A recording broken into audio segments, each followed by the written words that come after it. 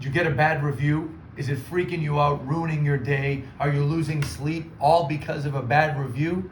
I have news for you all. Anthony Lamacchia here with Crush It in Real Estate. It is not the end of the world if you get a bad review. No one's going to die. No one's going to go completely out of business. And don't get me wrong. I understand that it's frustrating. No one wants a bad review. No one wants bad things said about them. But I have news for you. If you do enough business, it will happen on occasion. You will have an unhappy customer. That's the way it goes. The customer is not always right. They're not. I did a video on that about 1.5 years ago and you all loved it. Now, if you start getting bad reviews repeatedly and they're all saying the same thing, at some point you got to look in the mirror and say, all right, is it something I'm doing? I need to improve here. But if it's just a one-off, if you've had hundreds of clients or dozens and dozens of clients and everybody's putting positive reviews and suddenly you get a bad one, don't let it ruin your life.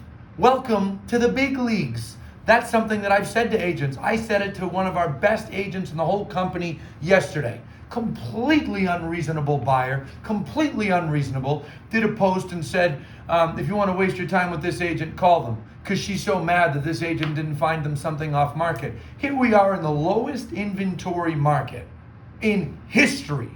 And this buyer doesn't have the decency to say, geez, maybe this is frustrating for this agent as well.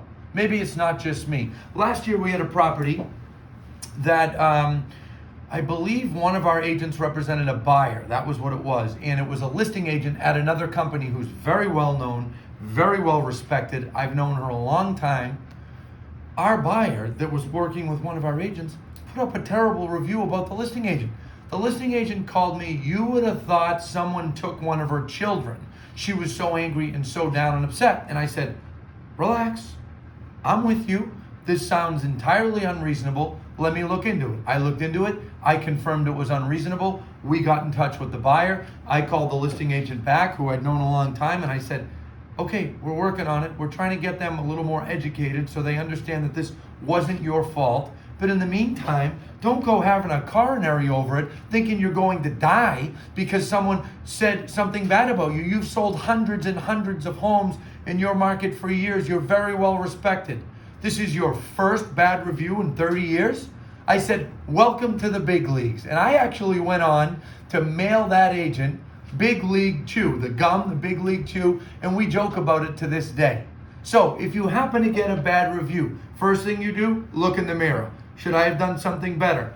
Give them a call, contact, speak to them about it openly, try to educate them. If you did something wrong, tell them, my bad, I could have did better on that, but do you really need to have a bad review up? That affects my business long term. It affects my children.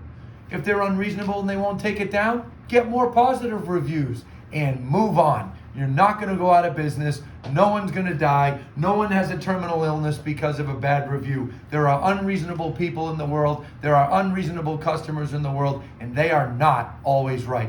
Keep your head high, keep on charging forward, and keep crushing it in real estate, my friends. I'll see you later this week. I'll be somewhere special putting on a bunch of Crush It videos. See you then.